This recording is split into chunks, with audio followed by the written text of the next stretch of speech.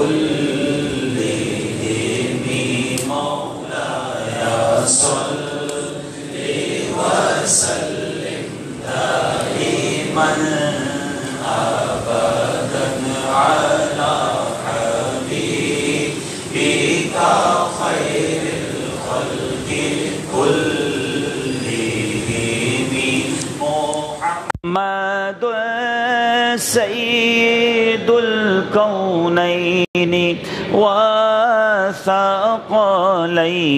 محمد سيد الكونين وثقلين والفريقين من عرب ومن عجم مولاي صل وسلم دائما أبدا على حبيبك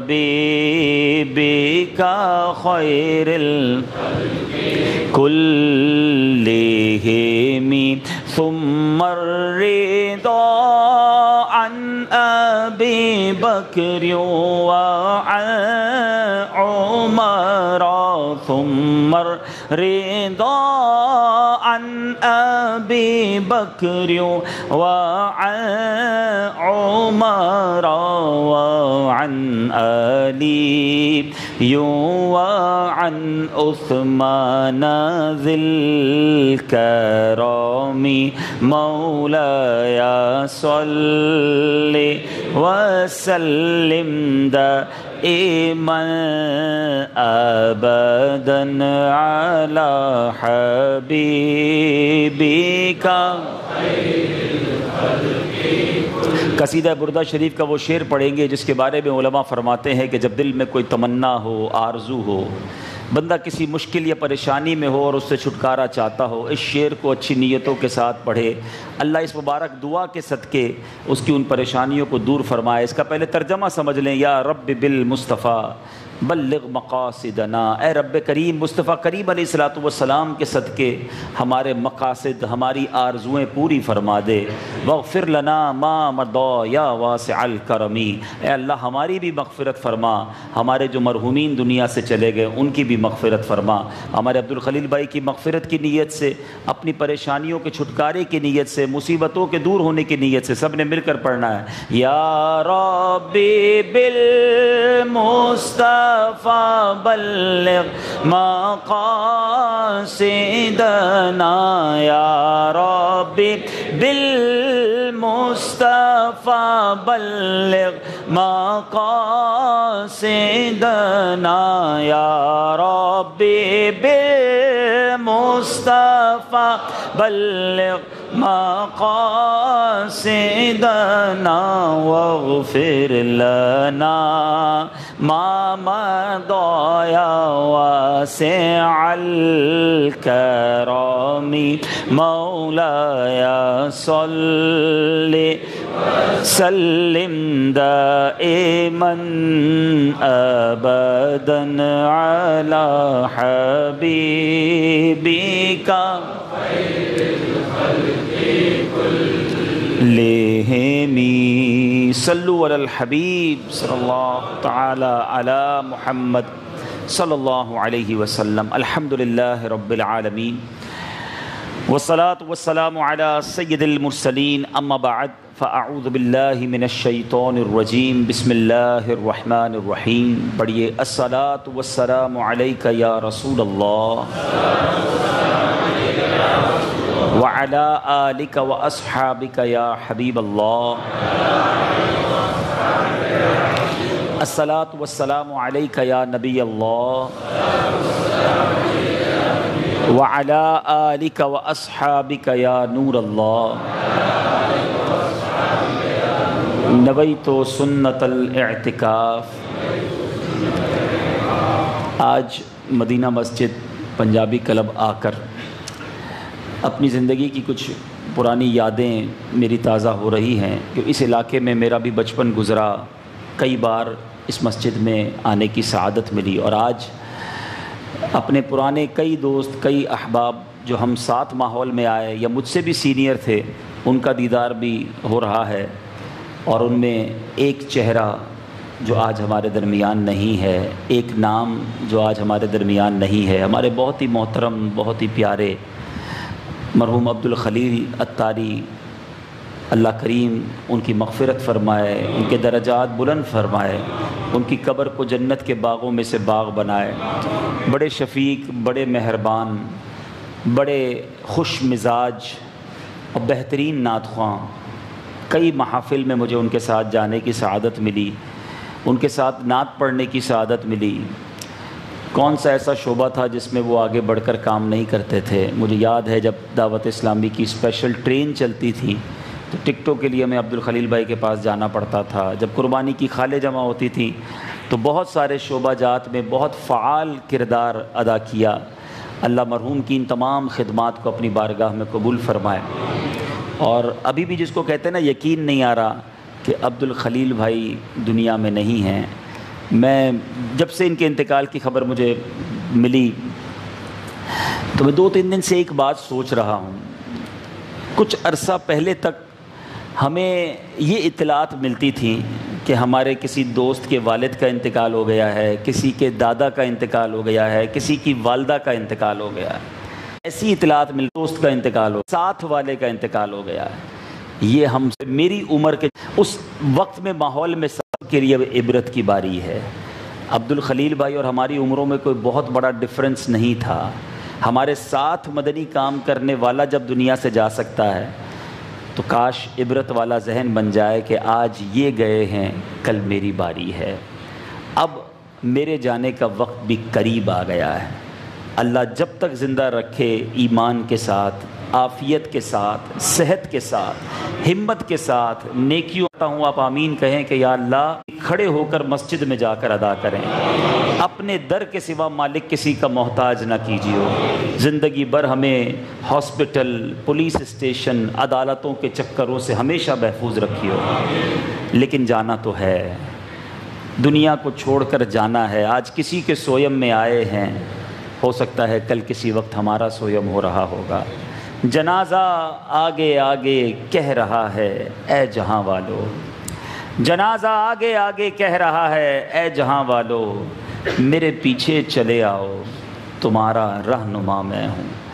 آج یہ سوچنا ہے مجھے اور آپ کو کہ ہم نے اپنی قبر کی کیا تیاری کی۔ ہم پنکھوں کے نیچے بیٹھے ہیں، ہم اسی مدینہ مسجد میں بیٹھے ہیں جس میں پہلے بھی کئی بار آئے، اور یہاں عبدالخلیل بھائی بھی کئی بار آئے۔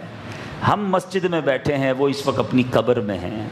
ایک دن مجھے اور آپ کو اپنی قبر میں جانا ہوگا اور وہاں اعمال کا حساب دینا ہوگا، وہاں اکاؤنٹیبلٹی ہوگی، وہاں سوال و جواب ہوں گے۔ خدا را زندگی ایسی گزاریے۔ میں بھی سوچ رہا ہے آج بہت بڑی تعداد زندگی ایسی گزار رہی ہے، شیڈیول زندگی کا جدول ایسا ہے کہ اس میں کہیں بھی ایسا لگتا ہے مرنے کے لیے کوئی تیاری نہیں ہے، یعنی ایسا لگتا ہے مرنا ہی نہیں ہے۔ پورے دن اور پوری رات، پورے مہینے اور پورے سال میں اس پورے شیڈیول کے اندر کوئی لمحہ، کوئی گھنٹے، کوئی دن ایسے الگ کہ یار یہ قبر کے لیے ہے، یہ آخرت کی تیاری کے لیے ہے۔ ابھی کسی نوجوان سے پوچھو کیوں محنت کر رہے ہو تو آپ کو یہ کہتا تو نظر آئے گا کہ بھائی فیوچر برائٹ ہو جائے، بڑھاپا اچھا گزر جائے، اس لیے محنت کر رہا ہوں۔ کسی بوڑھے سے پوچھو کیوں محنت کر رہے ہو تو وہ کہتا ہے میں اس لیے محنت کر رہا ہوں کہ بچوں کا مستقبل اچھا ہو جائے۔ کوئی ایک تو کہنے والا ہو کہ میں اس لیے کوشش کر رہا ہوں کہ میری قبر روشن ہو جائے، میری آخرت بہتر ہو جائے، مجھے جانا ہے یہاں سے، میں کچھ ایسا کر جاؤں کہ قبر روشن ہو جائے، اللہ راضی ہو جائے۔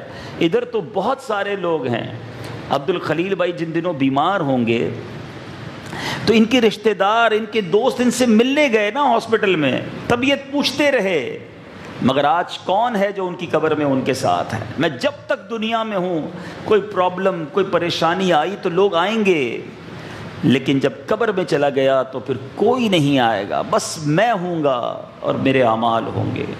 اللہ کرے کہ ہمارے عبدالخلیل بھائی کے اس سویم کے اجتماع سے ہم حقیقی معنوں میں کوئی میسج لے کر جائیں، اپنی آخرت کی فکر لے کر جائیں۔ میٹھے میٹھے اسلامی بھائیوں، یہ سویم کے اجتماع ایصال ثواب کے اجتماع، سبحان اللہ، یہ بڑی نعمت ہیں اللہ کی رحمت سے۔ یہ عاشقان رسول کا جو طرز عمل ہے کہ دنیا سے جانے والے کے لیے قرآن، درود، بیان، ذکر، دعائیں، یہ جو سب ہوتا رہتا ہے، اللہ کرے کہ یہ ہمیشہ صبح قیامت تک جاری رہے۔ خدا اہل سنت کو آباد رکھے، ہیں محمد کا میلاد ہوتا رہے گا۔ یہ جو ذکر و اذکار کی محفلیں ہیں نا، اور اس کی ایک سب سے بڑی خوبی یہ ہے کہ آج یقیناً ہم عبد الخلیل بھائی کے ایصال ثواب کے لیے جمع ہوئے ہیں، لیکن ساتھ ساتھ ایک شاندار کام یہ ہوتا ہے ہر میلاد، ہر اجتماع، ہر ایصال ثواب کے اجتماع میں کہ پیارے آقا علیہ الصلوۃ والسلام کی ساری امت کو بھی ایصال ہوتا ہے۔ تو بعض روایتوں کا یہ مضمون ملتا ہے، بلکہ حدیث پاک کا مضمون ہے کہ میری امت گناہوں کے ساتھ قبر میں داخل ہوگی، مگر جب قیامت کے دن اللہ کی بارگاہ میں اٹھائی جائے گی تو گناہ معاف ہو چکے ہوں گے۔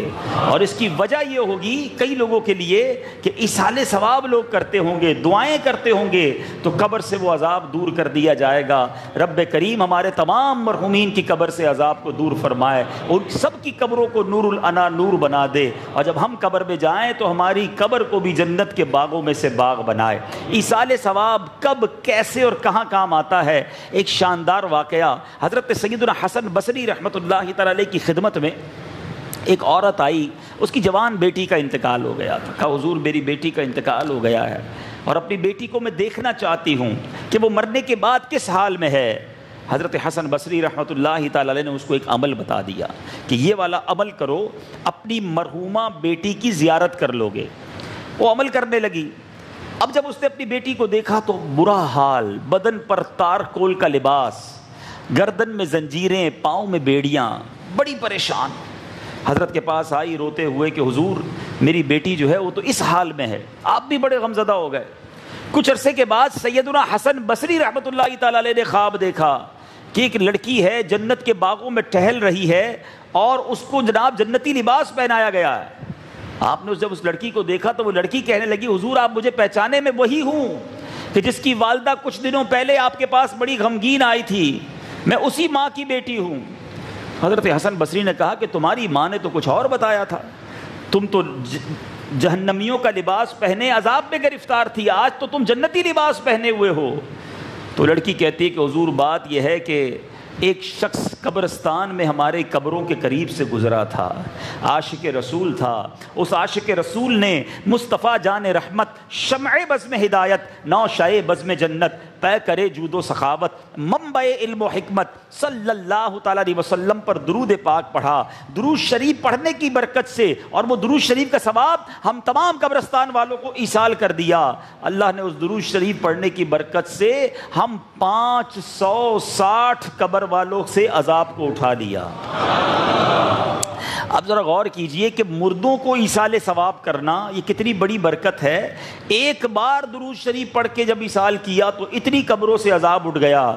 جو روزانہ خود سینکڑوں درود پڑھتا ہو، جو روزانہ خود ہزاروں درود پڑھتا ہو، اس کی قبر نور العنا نور کیوں نہ بنے گی؟ تو اے میرے میٹھے اسلامی بھائیوں، اس واقعے سے دو باتیں سیکھنی ہیں۔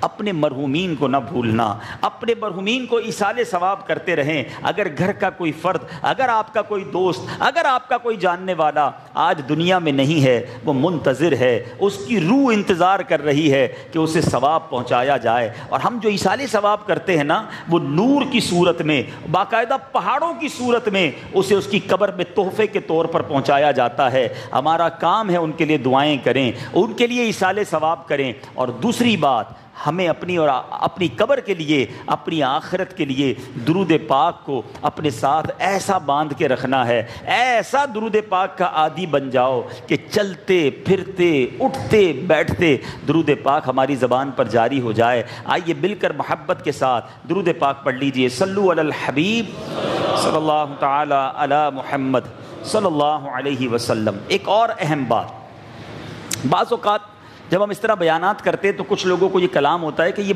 موت کا ذکر بہت کرتے ہیں، ڈراتے بہت زیادہ ہیں، موت کے بارے میں بات بہت کی جاتی ہے۔ میں ایک سوال کرنا چاہتا ہوں، چلے ہم موت کا ذکر کرنا چھوڑ دیتے ہیں، کیا آپ مرنے سے بچ جائیں گے؟ ایسا تو نہیں ہے نا، ایک ریئلٹی ہے، ایک حقیقت ہے۔ ایک بھائی ہمارے ساتھ تھا، وہ آج دنیا سے چلا گیا ہے، ہمارے سامنے یہ سب کچھ ہو رہا ہے، ہمارے سامنے جنازے اٹھ رہے ہیں۔ ہم کیسے اسے ڈینائی کر دیں, کیسے اس کا ذکر چھوڑ دیں.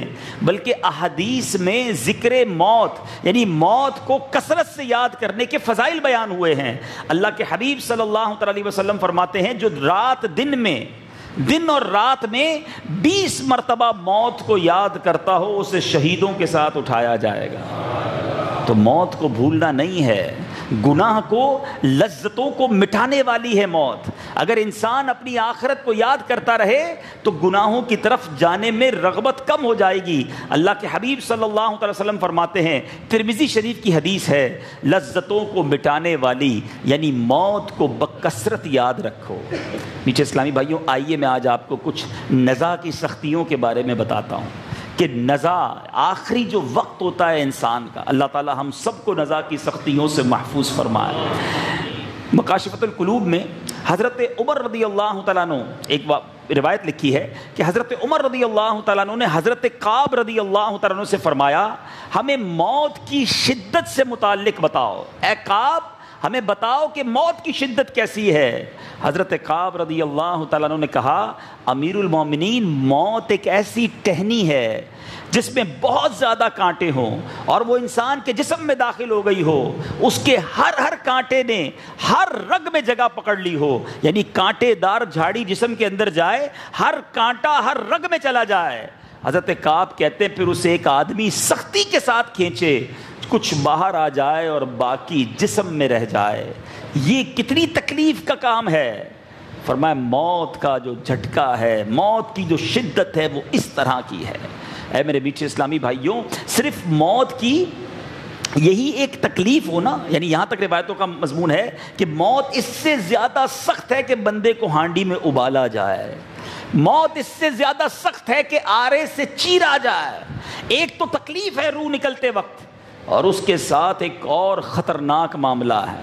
وہ کیا ہے کہ جب انسان کی سکرات کا وقت ہوتا ہے تو شیطان مرحومین کی شکل میں سامنے آ جاتا ہے. جس کی ماں کا انتقال ہو گیا, جس کے والد کا انتقال ہو گیا, ان کے سامنے آ جاتا ہے. کہتا ہے بیٹا مرنے کے بعد پتہ چلا اسلام مذہب ٹھیک نہیں ہے, نصرانی ہو جا, یہودی ہو جا.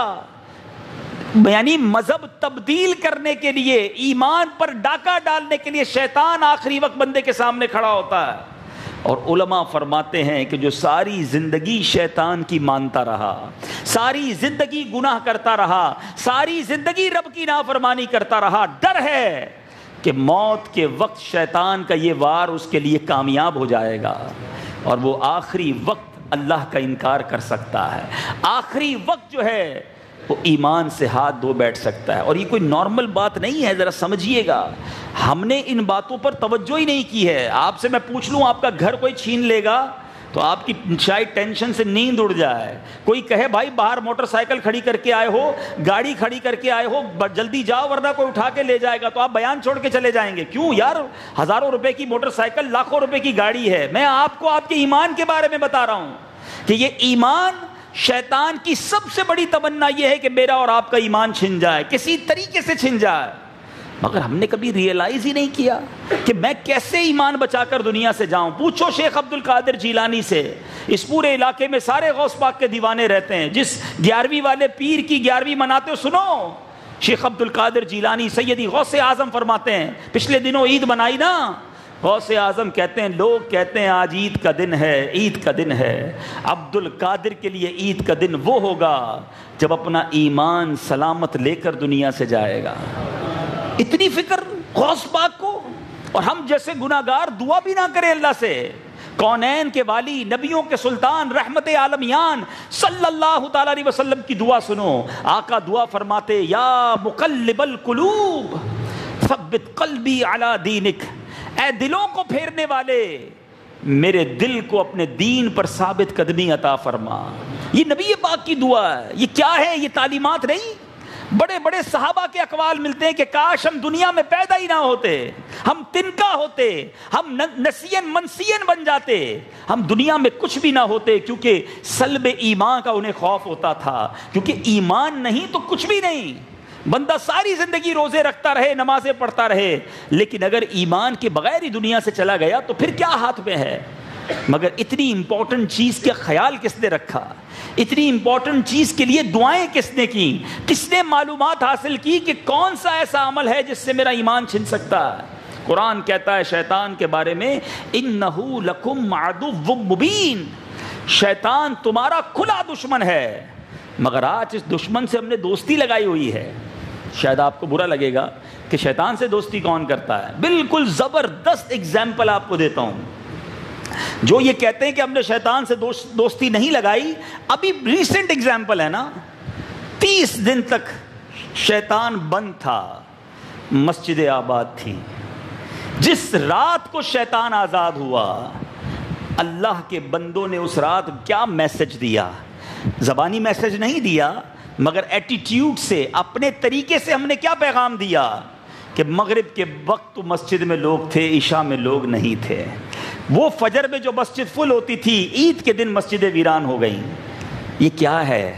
یعنی ہم معاذ اللہ گویا اپنے طرز عمل سے یہ پیغام دے رہے تھے یا دے رہے ہیں مسلمان بدقسمتی سے کہ ہم رمضان میں شیطان بند تھا تو اللہ کے بندے تھے، اب شیطان آزاد ہو گیا تو ہم شیطان کے بندے ہیں۔ سوچئے نا، کیا صرف رمضان کے لیے نمازی تھے؟ کیا صرف رمضان کے لیے مسلمان تھے؟ مرنا نہیں؟ سوچئے، جو بندہ صبح سے شام شیطان کی مان رہا ہے، صبح اٹھتا ہے فجر قضا، آفس جاتا ہے، کاروبار پہ جاتا ہے، نوکری پہ جاتا ہے، بے حیائی کے مناظر دیکھتا ہے، ہر بندے کے ہاتھ میں موبائل ہے، ٹھیک ہے آپ کو کوئی نہیں دیکھ رہا، آپ موبائل پر کیا دیکھ رہے ہیں یہ رب دیکھ رہا ہے، آپ موبائل پر جو سن رہے ہیں یہ رب دیکھ رہا ہے۔ آپ صبح و شام اگر شیطان کی مانتے ہیں تو اتنی تو ماں باپ کی نہیں مانتے لوگ جتنی شیطان کی مانتے ہیں، اتنی تو دوستوں کی نہیں مانتے جتنی شیطان کی مانتے ہیں۔ جو روز شیطان کی مانتا ہے اگر مرتے وقت بھی مان گیا تو کہیں ایمان ہاتھ سے نہ چلا جائے۔ میں قبلہ شیخ طریقت امیر اہل سنت کے ہی تقریباً سارے مریدین ہیں، اللہ سلامت رکھے امیر اہل سنت کو۔ دعوت اسلامی کے مدنی ماحول میں جب نہیں آئے تھے تو کچھ پتہ ہی نہیں تھا، جب اس ماحول میں آئے تو قدم قدم پر امیر اہل سنت کو ایمان کی حفاظت کا جو خوف ہے، ایمان کی حفاظت پر جو آپ درس دیتے ہیں، آپ صرف یہ دیکھ لیں کہ 30 دن افطار کے عین افطار کے وقت جو خاص اشعار پڑھے جاتے ہیں، امیر اہل سنت کی تاکید ہے کہ بس کسی طرح ایمان کی حفاظت کی بات ہو، ایمان کی حفاظت کی دعا ہو۔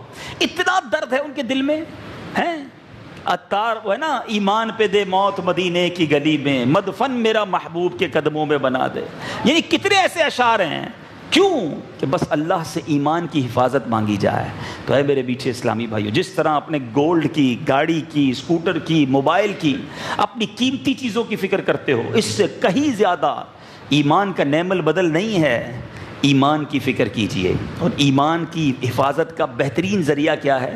اپنے آپ کو گناہوں سے بچائیے۔ جو گناہوں کا عادی بن جاتا ہے، نماز ہی نہیں رہتا، نمازیں قضا کرتا ہے، روز شیطان کی مانتا ہے، کئی مرتے وقت بھی شیطان کا وار کامیاب نہ ہو جائے اور ہاتھ سے ایمان ہی نہ نکل جائے۔ اللہ کریم سے دعا کرتے ہیں کہ رب کریم ہم سب کے ایمانوں کی حفاظت فرمائے، ہمیں ایمان کی حفاظت کی فکر نصیب فرمائے۔ شیطان نے بڑے جال رکھے ہوئے ہیں، فلمیں دیکھنے والے، ڈرامے دیکھنے والے، گانے سننے والے، ان کے لیے تو ایسے ایسے جملے گانوں میں ڈال دیے گئے، ایسے ایسے ڈائیلاگ بنا دیے گئے کہ مسلمان کہلانے والا گانے گاتا رہے اور معاذ اللہ ایمان سے خارج ہوتا رہے۔ کامیڈی ڈرامے، اس میں کبھی جنت کا مذاق، کبھی دوزخ کا مذاق، کبھی فرشتوں کا مذاق، کبھی نبیوں کا مذاق، کبھی اللہ کی بارگاہ میں گستاخی، پتہ بھی نہیں چلتا، اور جناب ہنستے کھیلتے گویا ایمان ہاتھ سے جا رہا ہے۔ خدا را فکر کرو، اعلیٰ حضرت امام اہل سنت نے 100 سال پہلے جھنجھوڑا تھا کہ سونا جنگل، رات اندھیری، چھائی بدلی کالی ہے، سونے والو جاگتے رہیو، چوروں کی رکھوالی ہے، آنکھ سے کاجل صاف چرا لیں یا وہ چور بلا کے ہیں، تیری گٹھڑی تاکی ہے اور تو نے نیند نکالی ہے۔ جاگیے، اپنے ایمان کی حفاظت کیجیے، اور اس کے لیے الحمدللہ دعوت اسلامی کا یہ مدنی ماحول شاندار مدنی ماحول ہے جو ہمیں بار بار ایمان کی حفاظت کا فکر دیتا ہے، ہمیں دنیا میں رہ کر قبر روشن کرنے کی فکر دیتا ہے۔ دنیا میں اپنی زندگی گزاریے، مگر یہ سوچتے ہوئے گزاریے کہ اچانک مسجد سے اعلان ہوگا کہ ہمارا انتقال ہو گیا ہے۔ جب میں قبر میں جاؤں گا تو اس وقت میرے پاس کیا ایسی نیکیاں ہیں کہ میری قبر روشن ہو جائے. تو ایک پکی سچی نیت کر کے جانا ہے کہ آج کے بعد ہماری کوئی نماز قضا نہیں ہوگی. ایسے نہیں، ایسے نعرہ لگاؤ کہ اگر شیطان یہاں کسی کے دل میں ہے تو وہ بھی بھاگ جائے. آج کے بعد ہماری کوئی نماز قضا نہیں ہوگی. جیسے رمضان میں گناہوں سے بچ رہے تھے اب ساری زندگی بچیں گے انشاءاللہ. مسجدوں سے جیسے ہمارا تعلق جڑ گیا تھا انشاءاللہ اب ساری زندگی مسجدوں میں ہمارا آنا جانا رہے گا انشاءاللہ. اور دعوت اسلامی کا مدنی ماحول اپنا لیں گے تو انشاءاللہ یہ آسانی کے ساتھ ہمارا یہ معاملہ مضبوط ہو جائے گا. میں ایک اور علماء بڑا پیارا فارمولہ، ایک بڑا پیارا کام ایمان کی حفاظت کا بتاتے ہیں، اور وہ یہ ہے کہ بندہ کسی پیر کامل کے ہاتھ میں اپنا ہاتھ دے دے. آج کے دور کی ایک عظیم ہستی، ایسی شاندار ہستی ہے جن کا فیضان آنکھوں سے نظر آتا ہے کہ ان کے ہاتھ میں کوئی ہاتھ دیتا ہے، ان کی نسبت اپناتا ہے تو گناہ چھٹنا شروع ہو جاتے ہیں، نیکیاں کرنا آسان نظر آنے لگ جاتا ہے، گناہوں کے دلدل سے بندہ نکلتا ہوا محسوس ہوتا ہے. ہم اپنی آنکھوں سے اس ہستی کا فیضان ساری دنیا میں دیکھ رہے ہیں. میری مراد میرے شیخ طریقت امیر اہل سنت بانی دعوت اسلامی حضرت علامہ مولانا ابو بلال محمد الیاس عطار قادری سے ہے. تو آئیے، علماء کہتے ہیں ایمان کی حفاظت کا ایک ذریعہ یہ بھی ہے کسی پیر کے ہاتھ میں، پیر کامل کے ہاتھ میں اپنا ہاتھ دے دے. اور امیر اہل سنت سبحان اللہ غوث پاک کے غلاموں میں شامل کرتے ہیں. اور اے امیر اہل سنت کے مریدوں، میں تمہیں بتاتا ہوں، میں آئی وٹنس ہوں، بلکہ اب تو ماشاءاللہ چینل پر بھی یہ بات پتہ چل گئی ہے. امیر اہل سنت یعنی افطار سے پہلے جو دعا ہے نا، یقیناً یہ بڑا مقبولیت کا وقت ہے، مگر خاص قبولیت کا وقت یہ ہے کہ جیسے ہی آپ افطار کر لیں اس کے بعد جو دعا مانگیں، یہ خاص قبولیت کا وقت ہے. امیر اہل سنت وہ دعا مائک پر نہیں کرتے، مگر کئی بار مجھے افطار قریب کرنے کا موقع ملا ہے. افطار کرنے کے بعد روزانہ تمہارا پیر جو ہے مریدوں کے لیے دعا کرتا ہے، اپنے طالبین کے لیے دعا کرتا ہے. ارے دنیا میں ایسا پیر ہو تو بتا دو کہ آنکھوں میں آنسو ہوں، قبولیت کا وقت ہو، جس کو اپنے بچے بعد میں یاد آتے ہوں وہ اپنے مریدوں کو یاد کرتا ہو. انشاءاللہ یہ آج نہیں بھولے، قبر میں جا کر بھی ہمیں ضرور یاد رکھیں گے. ہماری قبر میں بھی انشاءاللہ ہمارے کام آئیں گے، ان کا فیضان جاری ہوگا. اب تک جو امیر اہل سنت کے مرید نہیں بنے، دعوت اسلامی کے اس ماحول سے وابستہ نہیں ہوئے، آج صرف میں عبد الخلیل بھائی کے خاندان والوں سے ایک بات کرنا چاہوں گا. میری بھی والدہ کا پچھلے دنوں انتقال ہوا تھا. میں اس انتقال کے بعد، ویسے تو دعوت اسلامی کے ماحول کی قدر یقیناً ہے، لیکن اس انتقال کے بعد احساس اور بڑھ گیا کہ یہ ماحول میں آنا تو بڑی سعادت ہے، اس سے بڑی سعادت اس ماحول میں مرنا ہے. آج عبد الخلیل بھائی دنیا میں نہیں ہیں، مگر دنیا کے کونے کونے میں ان کے لیے دعا ہو رہی ہے. امیر اہل سنت ان کے لیے دعائیں کر رہے ہیں. کتنے پرانے اسلامی بھائی آج جمع ہیں. یہ دعوت اسلامی والے، یہ بڑا اچھا ماحول ہے. یہ مرنے کے بعد نہیں بھولتے، یہ قبر میں بھی ہمیں ثواب کے تحفے بھیجیں گے. آؤ اس ماحول سے، جو دور ہیں آتے ہیں چلے جاتے ہیں، سال میں ایک بار آتے ہیں، 6 مہینے میں ایک بار آتے ہیں، آپ بھی آ جائیے. اپنے بچوں کو بھی اس مدنی ماحول میں ڈال دیجئے. اگر میں دنیا سے گیا تو میرے بچے اگر عالم دین ہوں گے، حافظ قرآن ہوں گے، مبلغ دعوت اسلامی ہوں گے تو انشاءاللہ مجھے قبر میں ثواب کے تحفے پہنچائیں گے. تو آج ہماری خوش بختی یہ ہے کہ ہمارے درمیان رکن شورا، اور وہ بھی وہ رکن شورا جو ماشاءاللہ سید زادے بھی ہیں. ہمارے سید ابراہیم باپو بھی ہمارے درمیان ہیں. تو ابراہیم باپو کو اجازت بھی ہے کہ امیر اہل سنت کی طرف سے ہمیں قادری